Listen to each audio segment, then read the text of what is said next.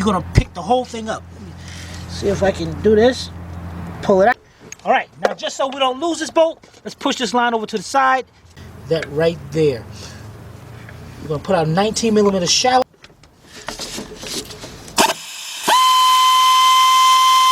It's either. All right, but what we do need is this bracket right here, 12mm.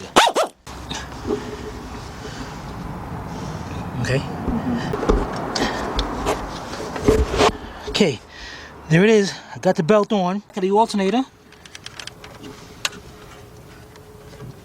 Plug that up till it clicks, till it stops, just like that, and just a little bit more. If your razor blade is good enough, it'll cut it just like that, right there. Look at that screen. Okay, and then we're gonna go down to multimeter.